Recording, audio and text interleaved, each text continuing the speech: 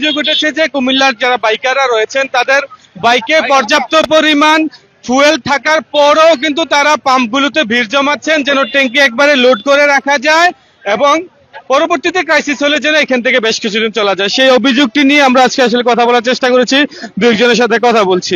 আমরা যদি আপনার সাথে একটু কথা বলি, বলা হয়ে থাকে যে ট্যাঙ্কিতে পর্যাপ্ত তেল থাকে, তারপরও মানুষজন দীর্ঘ লাইন ধরে আবার ট্যাঙ্কি লোড করার জন্য আসে। আপনার ক্ষেত্রে কি অবস্থা?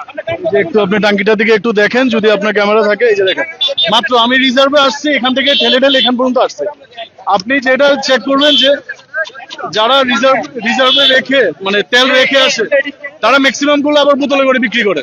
আমি কালকে তেল কিনেছি আপনার 150 টাকা করে হাফ লিটার, মানে লিটার 300 টাকা। তা এগুলো যদি একটু খেয়াল রাখা যায় যে যার কারণ ট্যাঙ্কি লোড করে নিয়ে তারা আলাদা বিক্রি করে 300 টাকা লিটার বিক্রি করে। আপনি আধা লিটার আমি কালকে 150 টাকা দিয়ে আধা লিটার কিনেছি। আপনি কি যে বলা হয় থাকে ট্যাঙ্কিতে পর্যাপ্ত ফুয়েল থাকার পরও অনেকে ফুয়েল নিতে আসছে? এটা ভাই একটা সিন্ডিকেট কাজ করতেছে এখানে বড় ধরনের, যার কারণে তেলের বাংলাদেশে কোনো সংকট নাই। আপনার আমাদের অনৈতিকতার কারণে তেলের একটা কৃত্রিম সংকট দেখা দিচ্ছে, এছাড়া আর কিছু না।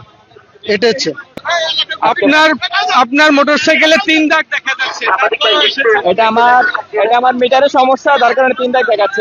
মানে মিটারের সমস্যার কারণে?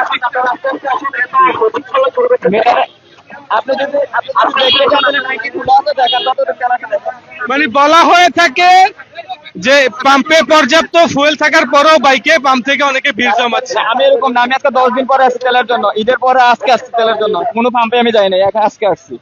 ফিলিং স্টেশনে তেল দেওয়া শুরু হয়েছে বিকেল 4টা থেকে। এই বিকেল 4টা থেকে ফিলিং স্টেশনে তেল দেওয়ার খবর পেয়ে নানা প্রান্ত থেকে বাইকাররা এখানে জড়ো হয়েছেন। বিশেষ করে বাইকারদের উপস্থিতি আমরা বেশি লক্ষ্য করতে পেরেছি। আপনারা যদি আমার পেছনের চিত্র দেখেন, পুরো রাস্তা কিন্তু একেবারে বন্ধ হয়ে গিয়েছে। আমরা দেখতে পেয়েছি সড়কে যে পুলিশ সদস্যরা রয়েছেন তারা দায়িত্ব পালন করছেন, কিন্তু তাদের উপস্থিতির কারণে পুরো সড়কটি বন্ধ হয়ে গিয়েছে। এই পাম্প থেকে প্রতিটি বাইকে সর্বনিম্ন 500 টাকা করে ফুয়েল দেওয়া হচ্ছে, কিন্তু অভিযোগ যেটি রয়েছে যে বেশিরভাগ বাইকারেরই ট্যাঙ্কিতে পর্যাপ্ত ফুয়েলের উপস্থিতি লক্ষ্য করা গেছে, তারপরেও তারা এখানে এসে ভিড় জমাচ্ছেন।